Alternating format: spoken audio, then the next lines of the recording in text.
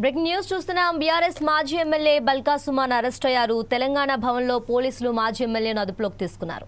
ACP Praveen police బృందంతో కలిసి భవన్లోనికి వెళ్లి అరెస్ట్ చేశారు. అనంతరం నాంపల్లి పోలీస్ స్టేషన్ కు తరలించారు. అరెస్ట్ అనంతరం బల్కా సుమన్ మాట్లాడుతూ కాంగ్రెస్ ప్రభుత్వం ఈ 3 సంవత్సరాల పాలనలో వారు ఇచ్చిన హామీలపై గట్టిగా మాట్లాడిన వారిపై కేసులు పెడుతున్నారని మండిపడ్డారు. 2009 నుంచి 2014 వరకు తనను టార్గెట్ చేసి జైలులో ఉంచారని, గతంలో 226 కేసులు పెట్టారని అన్నారు. ఆ రికార్డు బద్దలు కొట్టాలని ఈ ప్రభుత్వం చూస్తుందని మండిపడ్డారు. మొన్న కాతనపల్లిలో కూడా తనను అరెస్ట్ చేసి జైల్లో ఉంచారని, దాంతో వాళ్ళు కడుపు మంట చల్లారలేదేమో మళ్లీ తన మీద కేసులు పెట్టారని అన్నారు. ఈ అరెస్ట్ కేసులు అన్నీ తన లీగల్ టీం చూసుకుంటుందని, తాను పారిపోయానని అనటం విడ్డూరంగా ఉందని అన్నారు. తాను ఎక్కడికి పారిపోలేదని, గత 3 రోజులుగా తెలంగాణ భవన్లోనే ఉన్నానని చెప్పారు. పైశాచిక ఆనందం పొందాలనేటటువంటి ఆలోచన కాంగ్రెస్ ప్రభుత్వం పెద్దలో కనబడుతుంది.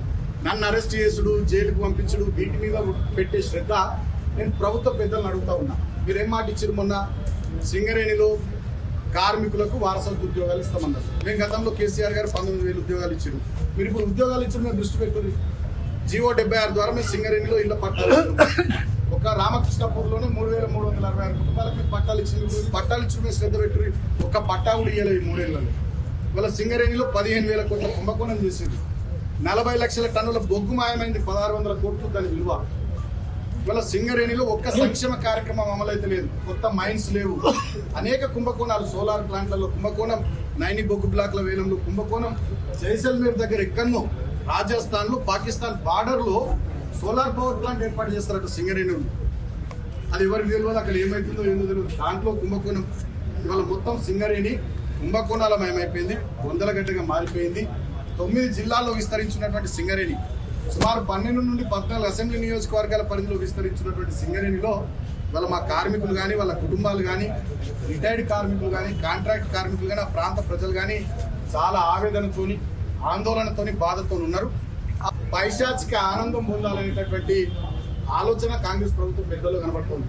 నన్ను అరెస్ట్ చేసుడు, జైలుకు పంపించుడు, వీటి మీద పెట్టే శ్రద్ధ నేను ప్రభుత్వ పెద్దలను అడుగుతా ఉన్నా.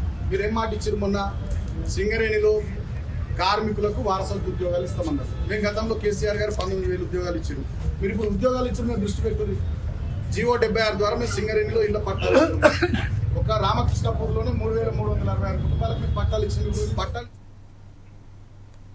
ఒక పక్క బల్కా సుమన్ అరెస్ట్ చేస్తుంటే మరో పక్క ఎమోషనల్ మూమెంట్ మనకు కనిపిస్తుంది. తన తండ్రిని అరెస్ట్ చేస్తారని తెలిసి తెలంగాణ భవన్కు వచ్చిన బల్కా సుమన్ కొడుకు తనకు ఒక ముద్దు ఇచ్చి బాయ్ చెప్తున్న దృశ్యాలు మనం 4 సైడ్స్ టీవీకి ఎక్స్క్లూజివ్గా దొరికాయి. ఇప్పుడు వాటిని మనం స్క్రీన్ మీద చూస్తున్నాం.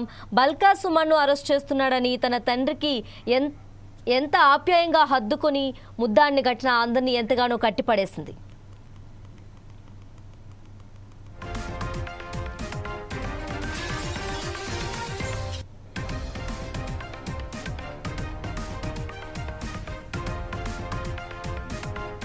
ఒక పక్క బల్కా సుమన్ ని అరెస్ట్ చేస్తుంటే ఇటు పక్క మరో పక్క ఎమోషనల్ మూమెంట్ మనకి కనిపిస్తోంది.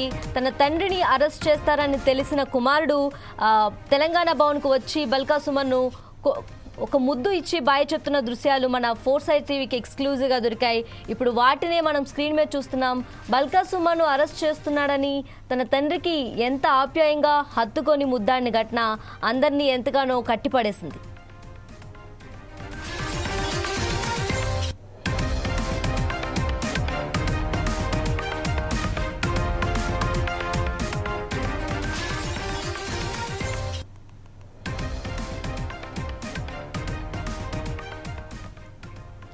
బీఆర్ఎస్ మాజీ ఎమ్మెల్యే బల్కా సుమన్ అరెస్ట్ అయ్యారు. తెలంగాణ భవన్లో పోలీసులు మాజీ ఎమ్మెల్యేను అదుపులోకి తీసుకున్నారు.